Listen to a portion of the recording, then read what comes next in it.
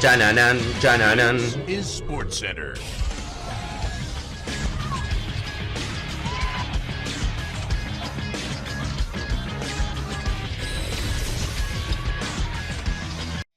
Hola gente, ¿cómo andan? Un saludo grande para todos, yo soy Sanio, les traigo un nuevo video al canal. Con lluvia de fondo, no sé si saldrá en el video, esperemos que no mucho. Por un rato nos vamos a alejar del fin, de enloqueció, se pudrió con y todos esos títulos que ya conocerán de memoria que venimos trayendo al canal. Y vamos a volver un poco a las raíces, a la etapa anterior, y vamos a hablar respecto a los que para mí han sido los 7 peores fichajes de la temporada. Jugadores que a lo largo de los mercados de la temporada 2024-2025 llegaron a sus equipos y ya sea por lo que costaron, sobre todo evidentemente por lo que rindieron y las expectativas que había respecto a ello, fueron un fracaso absoluto. Así que espero que les guste la idea del video, que me dejen su ranking en los comentarios, que se suscriban al canal activando la campanita y que me sigan en las redes sociales. Y sin dar muchas vueltas, comenzamos con la idea del mismo. Puesto número 7, se lo voy a dar al iraní Mehdi Taremi y su fichaje por el Inter. Y algunos seguramente me dirá, pero ¿vas a incluir dentro de la lista a un jugador que llegó en condición de libre, a coste cero? Y la verdad que por lo general va en contra de mis principios cuando meto este tipo de jugadores en los top, porque digo, bueno, llegó a coste cero, no puede ser tan mal fichaje, aunque no rinda, por lo menos no te sacó mucho dinero. Pero realmente lo del iraní en el Inter esta temporada fue un papelón. Jugador que venía de marcar casi 100 goles en el Porto, un delantero a nivel europeo que había destacado, justamente por eso el Inter lo termina fichando, para tener una alternativa buena a lo que es Thuram y Lautaro Martínez, que son los dos titulares. Y lo del iraní fue un desastre. Un gol en 26 partidos en la Serie A y un gol en 12 partidos en Champions. 3 en total a lo largo de toda la temporada en 43 partidos jugados. Fue tan flojo lo de Taremi que inclusive jugadores como Arnautovic o el argentino Joaquín Correa, que estaban completamente relegados porque eran jugadores con muy pocos minutos, empezaron a tener mucha más continuidad y marcaron más goles que él jugando, porque claro, lo del iraní no tenía ningún tipo de sentido. Jugador, como les digo, que se fichaba como un 9 suplente de garantía al argentino y al francés, y la realidad es que tuvo una temporada totalmente para el olvido. Algo parecido me pasa con el puesto número 6. Honestamente, al principio de la temporada, cuando se anunció el fichaje de Federico Chiesa por la Juventus, a cambio de solamente 12 millones de euros, parecía realmente un win-to-win por donde se lo mire. Un jugador que llegaba por muy poco dinero, que se tenía que recuperar, pero que había mostrado una gran versión en el conjunto italiano hace un par de temporadas atrás y que parecía una alternativa muy interesante para este Liverpool que ya tenía a Lucho Díaz, a Salah, y con Chiesa podía llegar a tener un suplente de garantías. Pero la verdad es que el equipo terminó siendo campeón de la Premier y Chiesa no jugó prácticamente nada. Esos 12 millones ni siquiera se han amortizado, a pesar de que no es tanto dinero para un equipo como el Liverpool. 14 partidos, 2 goles y 2 asistencias. Pero cuando empezamos a ver un poco más de cerca, por ejemplo en Premier, solamente jugó 6 encuentros y un total de 104 minutos el italiano, y en Champions League apenas jugó 3 partidos. La verdad es que lo de Chiesa uno esperaba que aunque sea tenga más continuidad, aunque sea una alternativa fiable a los extremos que ya tenía el Liverpool, pero ni siquiera para eso. La verdad es que creo que lo mejor tanto para él como para el conjunto inglés, que está claro no lo tiene en cuenta, sería una vuelta al fútbol italiano e intentar recuperar esos 12 millones que invirtieron la temporada pasada. El puesto número 5 se lo voy a dar a un fichaje del Brighton. Un equipo que al principio de la temporada para mí había hecho muy buenos fichajes, muy inteligentes, futbolistas jóvenes y jugadores con mucha proyección. Pero la verdad es que hay uno que le pifió y hay que ser honestos. Veremos en las temporadas siguientes si logra recuperar la inversión y si este jugador empieza a tener un nivel importante. Pero el fichaje de Georginio Rutter no fue, la verdad, un fichaje exitoso para un Brighton que así todo, a pesar de una temporada no mala, terminó quedándose afuera de todas las competencias europeas. El francés de 22 años llegó desde el Leeds United, equipo de la segunda división del fútbol inglés de la Championship, a cambio de 47 millones de euros. Fue el fichaje más caro que hizo el Brighton. Y la verdad es que para gastarse 47 millones de euros no estuvo a la altura. Jugó 34 partidos, marcó 8 goles, 5 asistencias, en Premier solamente 5 tantos.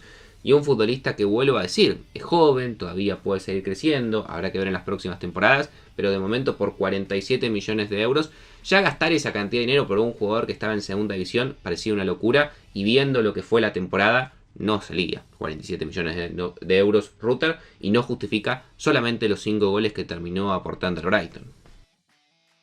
Otro fichaje importante que parecía que podía llegar a ser mucho más determinante en el equipo en el cual llegó y apenas tuvo minutos fue el de Joao Palhinha al Bayern Múnich. Jugador que estaba en el Fulham, que venía siendo muy pero muy interesante su desempeño en la Premier, que se hablaba que muchos equipos lo estaban buscando y finalmente el Bayern Múnich fue el que se terminó haciendo con los servicios del portugués a cambio de 51 millones de euros, jugador de 28 años ya. La realidad es que jugó muy poco, es cierto, tuvo algunas lesiones que no le permitieron jugar, pero si uno hace un balance de la temporada de Palhinha, fue evidentemente suplente y Kompany no lo tuvo muy en cuenta. Jugó mucho más Pavlovic, jugó mucho más Kimmich y el resto de los volantes antes que él. Apenas 17 partidos en la Bundes, menos de 700 minutos, 5 partidos solamente en la Champions, contabilizó 24 en total en la temporada, sin goles, sin asistencias, no es evidentemente su función, pero lo que quiero ir es que se gastaron más de 50 millones de euros en un jugador de casi 30 años y la verdad que en esta temporada apenas contó con oportunidades. Ingresando ya en el podio, en el puesto número 3, un abonado a este tipo de videos como es el Manchester United. En mi opinión, en la última década, el equipo que peor ha fichado, que más ha gastado y que menos le ha rendido a los jugadores y que más se le han ido desvalorizando esos futbolistas por los que tanto ha invertido. Y un ejemplo claro de esta temporada es el del jugador de los Países Bajos, Joshua Zirkzee. El delantero que venía de una buena temporada en Bolonia, donde había sido el equipo revelación en el fútbol italiano, clasificando a la Champions, y por eso Erik ten Hag en ese momento decidió apostar a él como un delantero que podía ser titular en United o pelear con Højlund en la delantera, y gastaron 42 millones y medio de euros. Comenzó bien, en su debut marcó un gol ingresando y dio el gol de la victoria, por lo cual todos decían, hey, buen fichaje del United. Bueno, después iban a pasar como 20 partidos hasta que Zirkzee vuelva a marcar un gol e iba a terminar la temporada con 32 partidos en Premier y solamente 3 goles. Contabilizando todas las competencias, jugó 49 partidos, solamente 7 goles y 3 asistencias. Oportunidades no le faltaron, lo que le faltó claramente es puntería. Con un delantero así, con el dinero que gastó el United, se explica evidentemente la desastrosa temporada que hicieron y Zirkzee y los delanteros en general del conjunto inglés fueron grandes responsables. Un fichaje que parecía realmente tenerlo todo para triunfar en su nuevo equipo, que era un jugador muy interesante, brasileño, que tenía las características para tener continuidad en la Juventus y terminó siendo un fiasco total, es el de Douglas Luiz. El jugador del Aston Villa, que venía de ser muy importante en el conjunto de los villanos, un equipo que venía creciendo en el fútbol inglés, que había clasificado a Champions, y la Juventus hizo una oferta importante, entre la cual, sumado el dinero más el fichaje o los pases de un par de jugadores que le iba a dar al Aston Villa, iba a terminar gastando más de 50 millones de euros. Uno creía que Douglas Luiz, con Thiago Motta como nuevo entrenador, iba a ser titular indiscutido en esa mitad de cancha. Sin embargo, comenzó jugando poco, a Thiago Motta no lo convencía, por lo cual fue cada vez más relegado, perdió minutos, perdió condición física, y a pesar de la salida del entrenador y la llegada de otro nuevo, la realidad es que su temporada fue un desastre. Apenas jugó 26 partidos, 500 minutos en Serie A, muy poco, estamos hablando de 500 minutos, son cerca de 5 o 6 partidos completos a lo largo de toda la temporada. Flojísimo, la verdad, lo de Douglas Luiz. Es un jugador que da la sensación, van a intentar buscarle mercado en esta próxima ventana, porque la verdad es que en la Juventus no ha rendido para nada y si sigue de esta forma se va a seguir desvalorizando.